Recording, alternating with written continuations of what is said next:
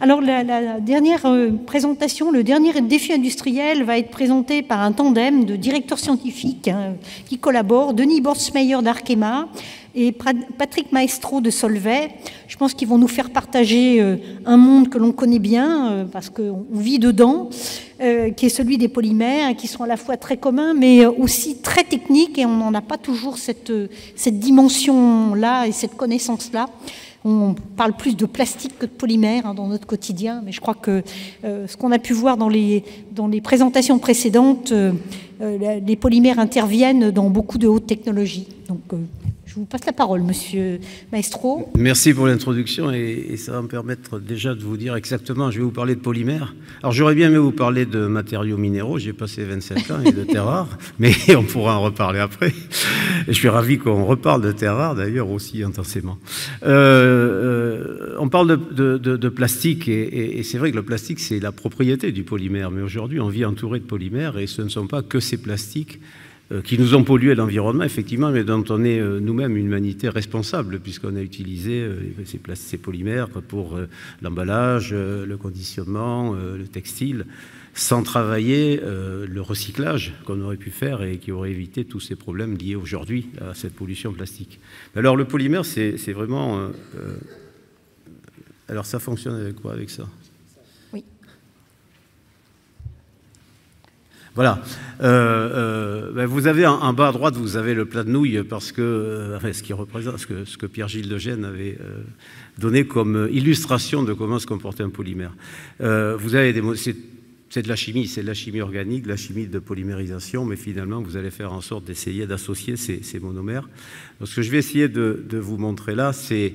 Donc vous en avez partout, on parlait de téléphone tout à l'heure, vous avez vu tous les métaux rares, tous les métaux stratégiques qu'il peut y avoir dans un téléphone, mais vous avez aussi 5 ou 6 ou 7 polymères spécifiques, chacun ayant sa propriété d'application dans le téléphone. Sans polymère, vous n'avez pas de voiture, vous n'avez pas d'avion, vous n'avez pas de prothèse, vous n'avez pas de train. Ou alors vous les avez, mais pas avec les niveaux de performance et en termes énergétiques, justement, liés à la légèreté qu'a les polymères. Mais vous en avez aussi dans les formulations liquides. Vous avez les polymères hydrodispersables ou oléodispersables d'ailleurs, que vous allez retrouver dans les compositions de vos shampoings, dans les compositions de peinture, dans les compositions de formulations pour l'agrochimie. Vous en avez partout. Et le développement de ces polymères que vous voyez ici sont essentiellement des systèmes. Alors j'ai mis des molécules, on est dans la maison de la chimie, et puis il y a plein de jeunes étudiants, c'est important, je crois que vous voyez, c'est quoi derrière, qu'est-ce qu'il y a comme chimie. Au passage, vous verrez qu'il y a plein de carbone dans la chimie des polymères, donc quand on me parle parfois de chimie décarbonée, j'ai un peu de mal, parce que je sais bien que ça veut dire autre chose dans l'esprit de beaucoup de gens, mais la chimie, et en particulier la chimie des polymères ou la chimie organique, c'est du carbone. Et puis après, carbone, azote, oxygène, fluor, et puis avec ça, vous avez pratiquement fait toute la chimie. Donc des polymères acryliques, mais aussi beaucoup de polymères naturels, donc des polysaccharides, des guares, des gommes xanthane, que vous allez trouver donc, pour modifier, pour gérer la rhéologie de vos dispersions, de vos liquides, et qui sont ensuite qu'on va retrouver la plupart du temps à l'égout. Et donc il faut traiter ces polymères, il faut travailler aussi sur leur dégradabilité contrôlée. On y reviendra quand je parlerai des enjeux. Ensuite, vous avez les polymères de spécialité, plus ou moins. Donc là aussi, je voulais vous montrer toutes ces molécules qui font cette chimie des polymères et la variété de la chimie des polymères. Donc, on ne va pas passer dans le détail parce que le temps nous est compté, mais vous voyez que vous avez le polypro-polyéthylène. Ça, ce sont les polyéphines, ces fameux polymères de commodité. Mais ensuite, vous allez arriver dans des polymères de spécialité, chacun ayant sa propre propriété et ses propres applications. Donc, on peut mentionner en particulier, tout à l'heure, ça a été mentionné, le PVDF, qui est un élément d'un polymère essentiel de la composition des batteries lithium à venir. Les polymères fluorés qui ont donc des propriétés tout à fait particulières. Mais vous avez aussi tout un tas de polymères de spécialité. Donc, on va parler de polycétone, polysulfone, polyéthylène sulfure, polyamidimide, des polyamides aromatiques. Vous voyez, vous avez une très grande gamme de polymères qui ont été développés dans les 50 dernières années, on va dire. Et encore une fois, cette variété, alors le PVC, qui est un polymère qu'on connaît beaucoup dans le bâtiment, les silicones, qui sont plutôt des élastomères, mais qui sont aussi une autre gamme. Donc, vous voyez une grande variété de chimie et une grande variété de propriétés. Et le point essentiel, c'est ça, c'est que les polymères, on les représente dans une pyramide. Alors vous retrouvez dans les abréviations toutes les molécules que je vous ai mentionnées. Et ce qui est important, c'est de noter, c'est que vous allez pouvoir combiner les performances par la formulation. La première propriété des polymères, je l'ai dit, c'est la légèreté. J'aurais dû mettre en rouge cette légèreté parce que c'est ce qui permet de remplacer le métal dans la plupart des cas et de vous amener cette propriété de légèreté qui se traduit en économie d'énergie lorsque vous êtes sur des objets qui roulent, mais aussi en praticité. Vous n'avez pas à avoir un téléphone portable qui pèse 3 kg et c'est parce que vous avez ces polymères que vous avez cette légèreté. Mais à la légèreté, vous allez combiner une inertie chimique, une résistance aux intempéries, une protection à la corrosion, des propriétés électromagnétiques, des propriétés thermiques, des propriétés de résistance à la rupture. Et vous allez les combiner en fonction de l'application que vous allez viser. Et donc, plus on monte dans la pyramide, pardon, non, je suis allé trop vite. Plus on monte dans cette pyramide, et plus on va avoir des propriétés spécifiques qu'on va retrouver dans les applications qui ont été déjà mentionnées. On parlait tout à l'heure des pales d'éoliennes, on parlait des téléphones, ou encore une fois des applications nombreuses dans le véhicule. Ensuite, vous avez les composites. Ça, je vais passer vite parce que Denis va vous en parler. Mais on parle essentiellement à ce moment-là de polymères thermodurs ou de polymères moulés, thermoplastiques. Et le problème essentiel, c'est effectivement là aussi, alors ça amène aussi une combinaison de légèreté et de résistance mécanique en particulier, mais pas que. Le problème essentiel, ça a été déjà mentionné, c'est le recyclage. Mais là encore, je laisse Denis vous en parler. Et ils sont partout. Et donc, ils sont partout, et à chaque fois, pour des propriétés très particulières. Alors, je ne passe pas en revue tout ça, vous pouvez le lire et on peut en parler si vous le voulez, mais vous voyez, alors, de plus en plus, on va travailler avec des systèmes d'imprimante 3D, il faut des polymères très spécifiques. Dans l'aéronautique, encore une fois, avec toujours, vous allez retrouver cette capacité de réduire le poids, mais également donc d'avoir des propriétés secondaires qui sont amenées par la formulation. Et un des enjeux majeurs dans les polymères, en fonction de la propriété que vous voulez développer, c'est justement cette formulation, c'est-à-dire que vous allez avoir le polymère de base. Vous pouvez jouer sur la chimie pour modifier à la marge les propriétés d'un polymère dans une chimie particulière du polymère, mais ensuite, vous allez formuler avec des additifs, la plupart du temps des additifs minéraux, qui vont amener ces propriétés secondaires, ou ces propriétés complémentaires, ou par des additifs également organiques, pour des propriétés d'antioxydants, par exemple. Donc cette science des matériaux, donc les polymères, vous voyez, ça, pour les jeunes, ça englobe toutes les sciences. C'est la chimie organique, la chimie de polymérisation, mais c'est ensuite la physique des matériaux, parce qu'on va vouloir de la physique des matériaux et de la science des matériaux pour intégrer ces charges minérales fonctionnelles dans les polymères et pour leur amener la propriété. Donc ensuite, évidemment, les polymères sont des enjeux, des éléments majeurs dans le développement des batteries. Évidemment, il faut des minéraux, il faut du lithium, du cobalt, du manganèse pour faire les propriétés électrochimiques, mais il vous faut également des polymères dans les séparateurs, dans l'enveloppe de votre batterie. Et il faut des propriétés très très particulières. On parle en particulier des résistances au feu, puisque vous avez vu qu'il y a quelques problèmes de temps en temps qui pourraient être résolus lorsqu'on fera des batteries tout solides. Mais ces polymères vont amener ces propriétés-là. Et donc également, vous allez trouver dans l'électronique, etc. Alors, les grands défis des polymères, c'est évidemment de parler pas d'une chimie décarbonée, ou en tout cas d'une chimie sans carbone, mais d'une chimie durable. Et donc d'aller vers des matériaux renouvelables pour la ressource. Alors ça peut être de la biomasse, mais pas toujours, parce que la biomasse, il faut l'obtenir, et parfois l'impact d'une utilisation de la biomasse sur la fabrication d'un polymère, en termes d'analyse de cycle de vie, peut être énorme. Et donc à chaque fois, et ça peut être donc du recyclage, on a déjà parlé du recyclage, il faut à chaque fois peser entre recycler un polymère déjà fabriqué, et là on va parler de recyclage qui peut être un recyclage mécanique bas de gamme, on va dire, pour le remettre comme filler dans des goudrons par exemple, dans des bitumes, mais on peut aussi parler d'un recyclage chimique qui va permettre de redescendre au monomère, voire à la molécule. Et là on recrée une chimie à partir de ces molécules-là, d'où l'importance d'avoir des bioraffineries performantes. Parce qu'aujourd'hui, on a quelques bioraffineries qui commencent à arriver. Il nous faut, aujourd'hui, quand vous partez de la chaîne du pétrole, vous avez toutes les molécules au robinet. Dans les bioraffineries, aujourd'hui, vous avez parfois une molécule, deux, et il est très important de développer ces systèmes qui vont nous permettre d'avoir accès à des molécules biosourcées ou recyclées. Et à chaque fois, c'est la chimie qui va donner les solutions.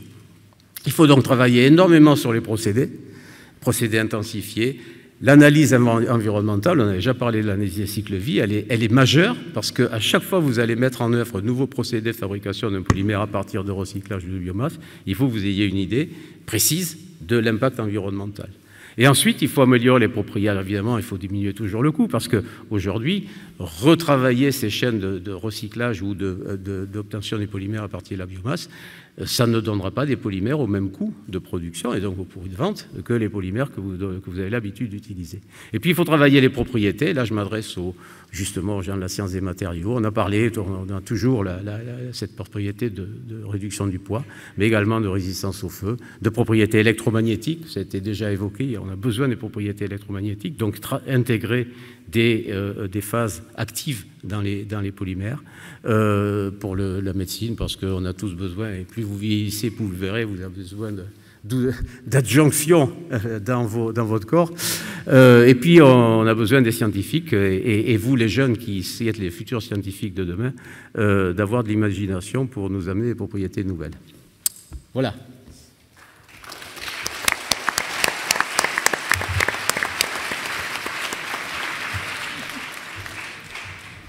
Deuxième partie du tandem. Ok, donc bonjour à toutes et à tous. Mon nom est Denis Bortsmeyer, je suis directeur scientifique chez Arkema. Arkema est une entreprise de matériaux de spécialité. Pour donner un petit peu un ordre de grandeur, environ 10 milliards de chiffre d'affaires, donc quelque chose d'assez gros, d'assez international. Et nous sommes sur 3 catégories de produits essentiellement, des matériaux de structure, donc des choses qu'on va retrouver, des polymères qu'on va retrouver dans de l'automobile, des équipements de sport, de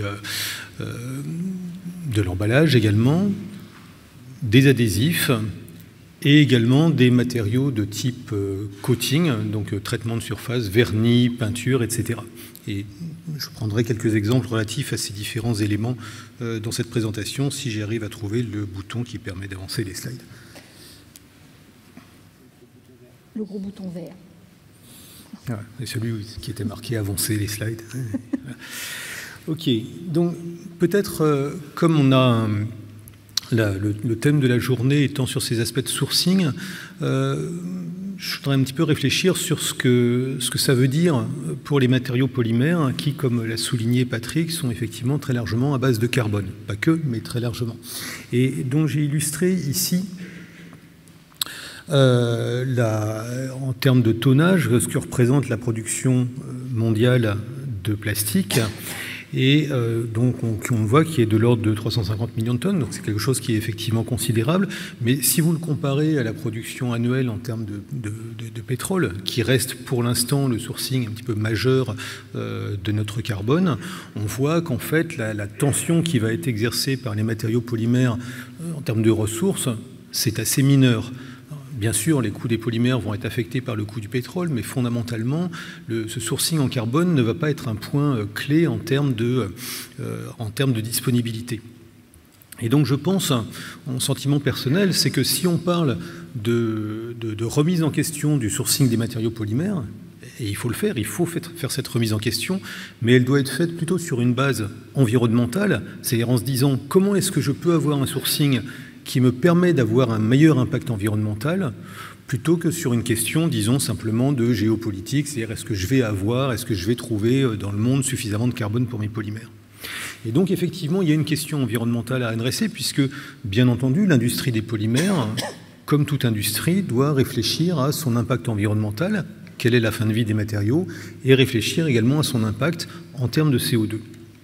Et pour les polymères, parmi les solutions, il y en a 2 qui sont tout à fait claires et qui pratiquement vont de soi. D'une part, l'aspect biosourcé, on en parlera cet après-midi, c'est-à-dire comment, au lieu de partir d'un matériau pétrolier que j'extrais du sol, comment je peux avoir un carbone qui est dans une boucle courte, CO2 dans l'atmosphère, plante, utilisation dans un polymère et retour dans l'atmosphère, et donc tourner de cette façon-là.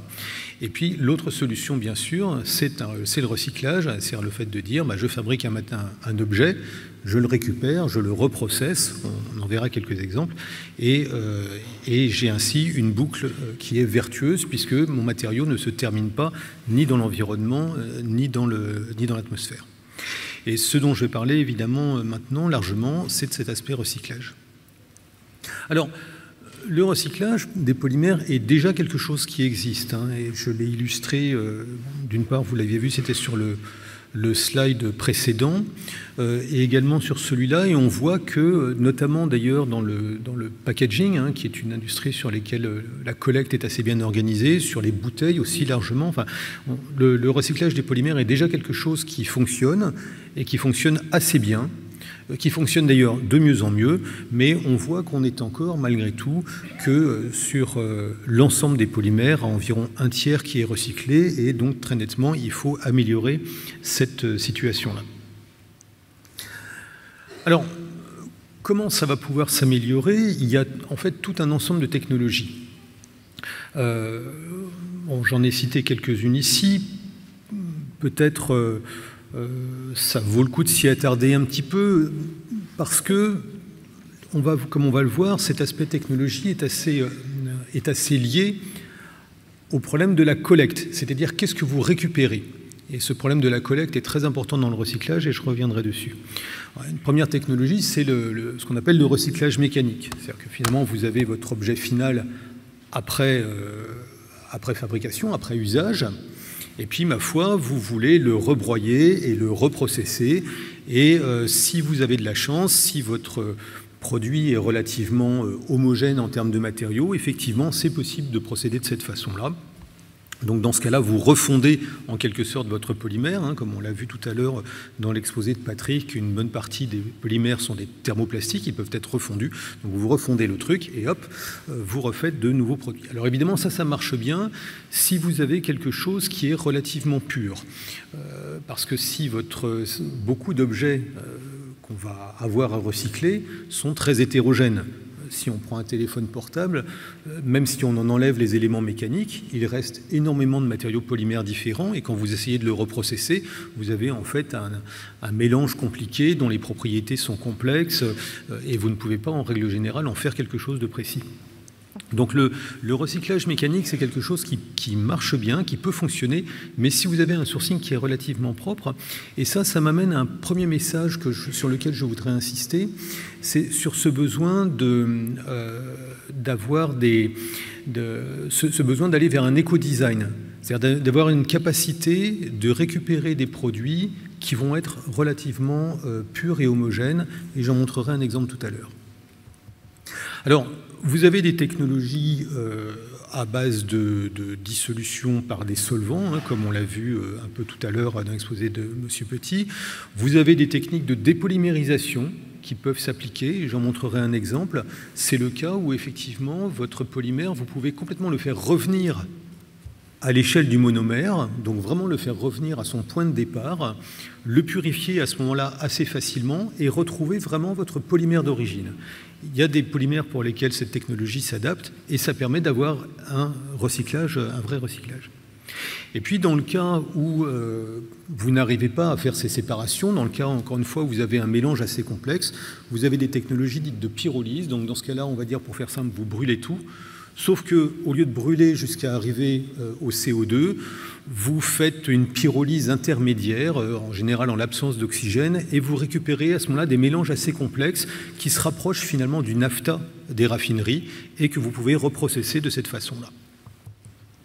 Toutes ces technologies sont quand même, demandent encore pas mal de recherche, je dirais.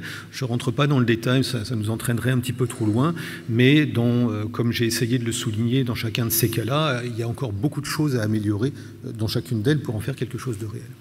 Alors sur l'aspect dépolymérisation, je voulais citer l'exemple des pales d'éoliennes, parce qu'effectivement, comme on l'a souligné tout à l'heure, l'éolienne, le concept d'éolienne est évidemment tout à fait bien, c'est quelque chose dont on a besoin, mais si c'est pour terminer, comme on le voit sur cette photo, par un enfouissement un peu généralisé, évidemment là ça ne convient pas.